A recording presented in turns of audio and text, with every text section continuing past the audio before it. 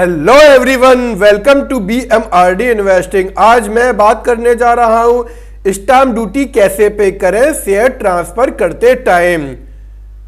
ऐसा होता है कि अगर मान लीजिए आप अगर अपने ही सेम नेम के डीमैट अकाउंट में शेयर ट्रांसफर कर रहे हैं, यानी कि अगर आपका नाम मान लीजिए अमित है एंड आपके दूसरे डीमैट अकाउंट जहां आपने अपना अनदर डीमैट अकाउंट ओपन करा रखा है वो भी अमित के नाम से ही है, यानी दोनों डीमैट अकाउंट में सेम नेम होना चाहिए अमित ही, तो आपको स्टैम्प ड्यूटी पे करने की जरूरत नहीं है। लेकिन अगर आप किसी दूसरे के डीमैट अकाउंट में ट्रांसफर कर रहे हैं, लाइक अपने फ्रेंड के डीमैट अकाउंट में या अपने कलीग के या अपने रिलेटिव में या अपने पेरेंट्स को, तो वहां आपको स्टैम्प ड्यूटी पे करनी पड़ती है, क्योंकि IT इनकम टैक्स का रूल ये कहता है कि आप शेयर ट्रांसफर करते टाइम आप उन लोगों से पैसा ले रहे हैं जिसके एवज में आपको टैक्स भी फाइल करना पड़ता है, तो इसलिए आपको स्टैम्प ड्यूटी पे करनी पड़ती है, जो कि आपके 3 जनवरी से पहले फ्री ऑफ कॉस्ट होती थी, कोई स्टैम्प ड्यूटी पे करनी नहीं होती थी। आप ईजीएस के थ्रू कैसे भी शेयर अपने ट्रांसफर कर सकते थे, लेकिन अगर आप अपने ही खुद के डीमैट अकाउंट में शेयर ट्रांसफर करते हैं तब आपको स्टैम्प ड्यूटी पे करनी नहीं पड़ेगी। एंड इंफॉर्मेटिव वीडियो पाने के लिए चैनल को जरूर सब्सक्राइब करें। मैं आप लोगों के लिए नॉलेजेबल एंड इंफॉर्मेटिव वीडियो लाता रहूँगा। हम लोगों का एम यही है कि आप लोगों तक शेयर मार्केट की एक एक इंफॉर्मेशन को पहुँचाना। एंड चलते हैं हम यहाँ से ईजीएस की वेबसाइट पर। यहाँ हम ईजीएस की वेबसाइट पर आ गए हैं, तो आपको स्टैम्प ड्यूटी पे करने से पहले आपको यहाँ स्टैम्प ड्यूटी कैलकुलेटर पर आना होगा, जो आपको मिलेगा ट्रांजैक्शन पे। ट्रांजैक्शन पे जाने के बाद आपको यहाँ पे क्लिक करना पड़ेगा स्टैम्प ड्यूटी कैलकुलेटर पे। स्टैम्प ड्यूटी कैलकुलेटर पे जैसे ही क्लिक करेंगे तो आपके सामने ये इस टाइप की विंडो ओपन होके आ जाएगी। तो अब आपको क्या करना है, यहाँ पर आपको अपना ISIN नंबर फिल करना है। तो आपको ये ISIN नंबर कैसे मिलेगा, या तो आप कहीं से भी ट्रैक कर सकते हैं लाइक मनी कंट्रोल से, या फिर आपको यहाँ जाना पड़ेगा अपने होल्डिंग वाले सेक्शन में। तो आप जैसे ही यहाँ अकाउंट डिटेल पर क्लिक करेंगे तो आपके सामने यहाँ होल्डिंग आपकी ओपन होके आ जाएगी। तो आप यहाँ से ISIN नंबर को कॉपी कर सकते हैं और ये नंबर आपको या जो आपका स्टेटमेंट आता है उसमें भी मिल जाएगा, या गूगल करेंगे तो आपको वहाँ पर भी मिल जाएगा। तो मैं यहाँ इस ISIN कोड को पेस्ट कर दूंगा, जो कि मैंने येस बैंक का कोड मैंने पेस्ट किया है, इस पर मैं कर दूंगा क्लिक।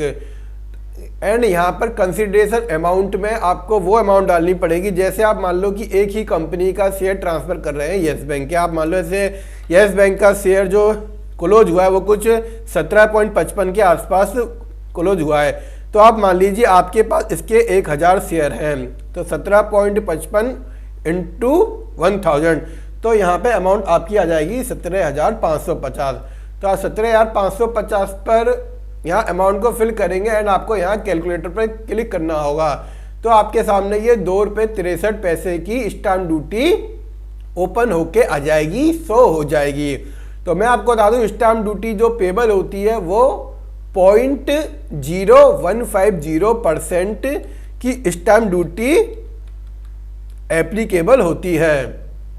तो अगर मान लो कि आप ऐसे 4-5 कंपनी के शेयर ट्रांसफर करना चाहते हैं, मान लो उसकी एक वैल्यू 1 लाख रुपीस के आसपास की बन रही है, तो मैं यहाँ 1 लाख रुपीस फिल करूंगा। ये मैंने 1 लाख रुपीस फिल कर दिया एंड इसे मैं कर दूंगा कैलकुलेट। तो कैलकुलेट करने के बाद आप देख सकते हैं कि यहाँ पे 15 रुपीज आ गया, जो कि 0.0150% स्टैम्प ड्यूटी एप्लीकेबल होती है। तो आप ऐसे भी कर सकते हैं। तो आपको यहाँ पे कैलकुलेट पे क्लिक कर देना है, फिर आपको आना है एंड मैं आपको फिर ले चलता हूँ यहाँ ट्रांजैक्शन वाले पेज पर। यहाँ पे ट्रांजैक्शन पर क्लिक करने के बाद आपको यहाँ चलना है पे स्टैम्प ड्यूटी पर।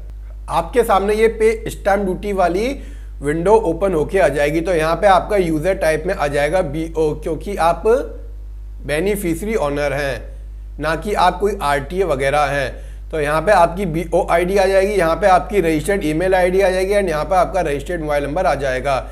एंड आपको यहाँ पे कैप्चा फिल करना होगा जो YRHYA के नेम से आ रहा है। फिर आपको जनरेट ओटीपी करना होगा। जनरेट ओटीपी आपके registered mobile number and email ID पे आएगा।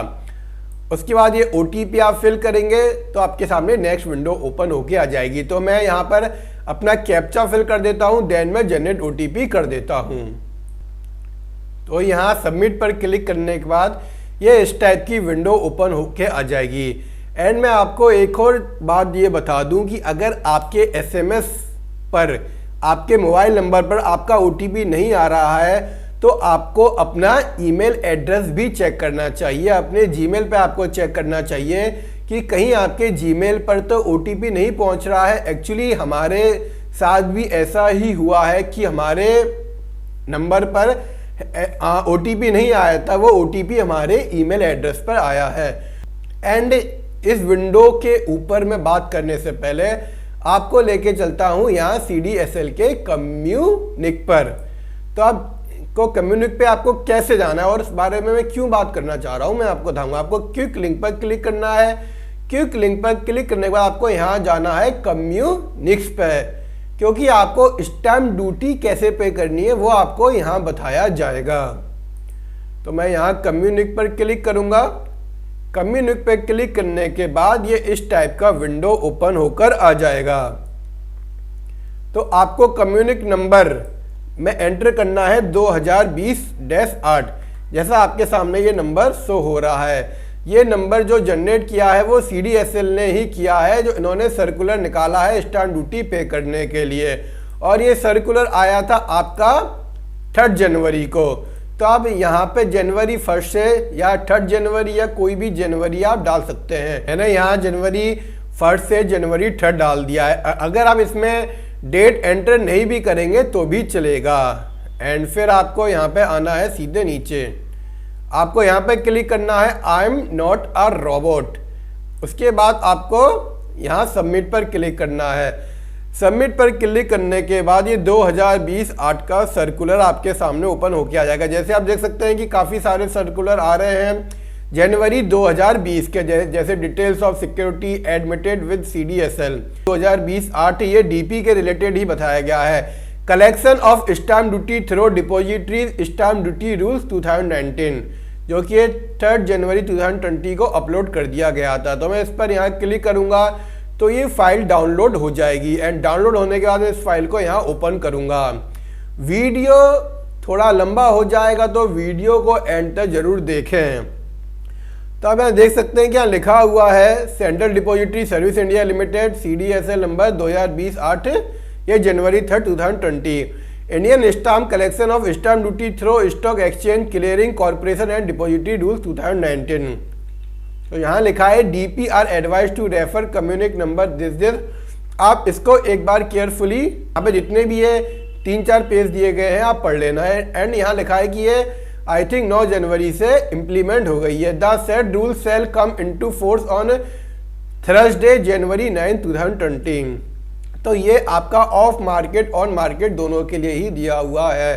The stamp duty leviable under clause B of subsection 1 of section 9A of the act is to be collected before execution of market transfer. आप जो भी of market transfer करते हो ये of market transfer में ही आता है। आप CDSL के EJ से एक डीमेट से दूसरे डीमेट में शेयर ट्रांसफर करते हैं, चाहे अपना ही खुद के दोनों डीमेट अकाउंट हो चाहे वो अदर पर्सन के हो, वो ऑफ मार्केट में आ जाते हैं।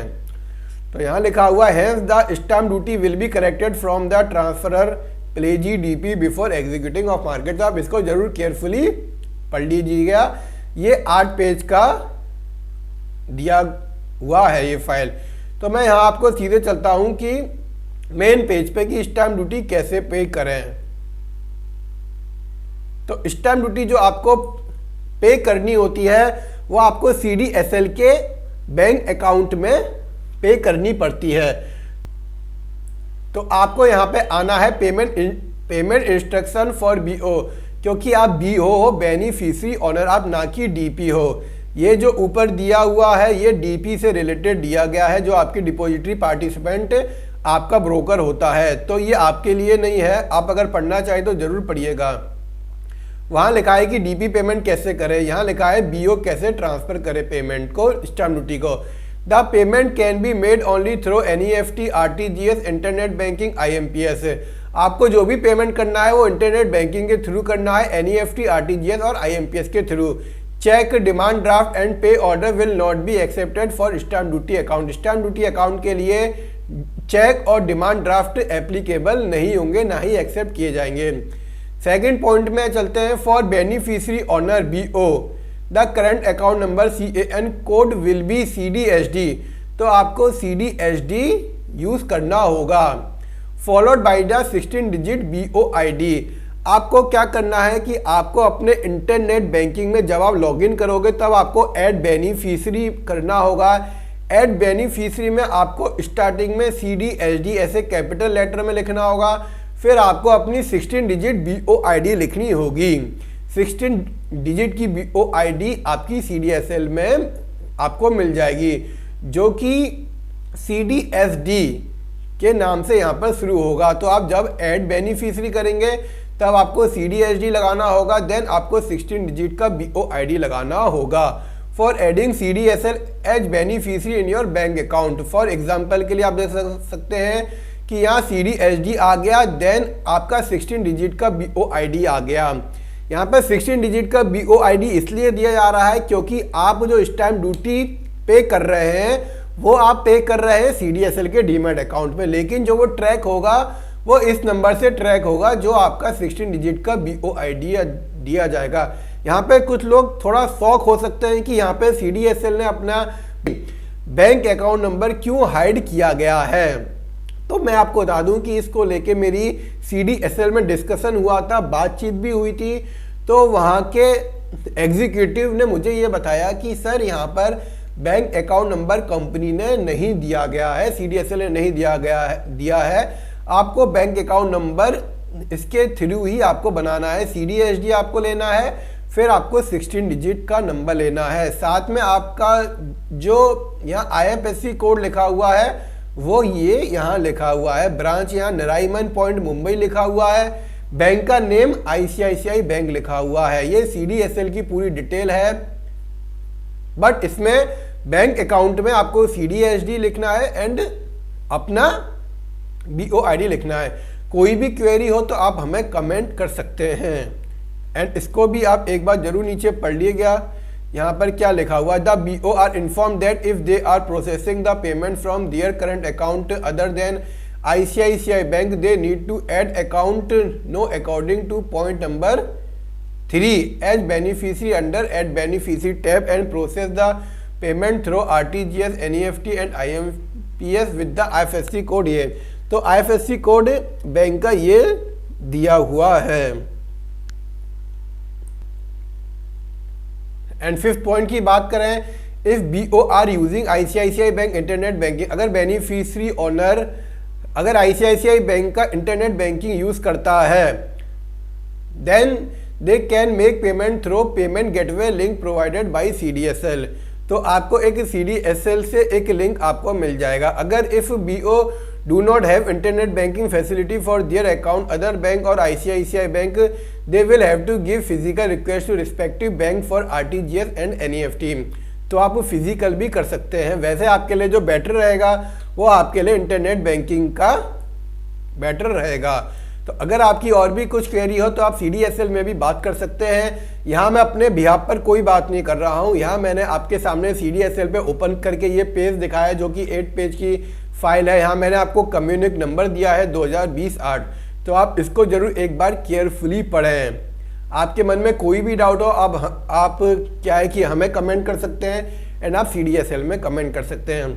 अब हम चलते हैं कि अगर आपने इंटरनेट बैंकिंग के थ्रू अपना पेमेंट आपने कर दिया स्टैम्प ड्यूटी का, तो वो पेमेंट कहाँ शो होगा।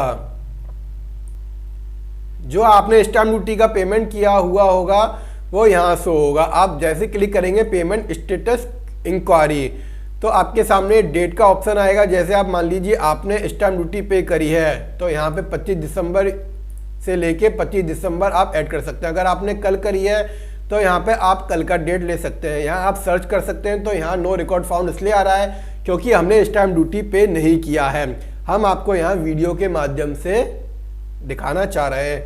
एंड अगर आप यहाँ पे बैलेंस इंक्वायरी देखेंगे तो बैलेंस इंक्वायरी भी आप ऐसे ही चेक कर सकते हैं। तो आप यहाँ से चेक कर सकते हैं कि आपने जो CDSL को स्टैम्प ड्यूटी पे करी है वो कहाँ शो होगी, तो वो आपकी यहाँ पेमेंट स्टेटस इंक्वायरी पर शो हो जाएगी। वीडियो आपको कैसा लगा लाइक करके बताएं, कमेंट करके बताएं। Thanks for watching this video.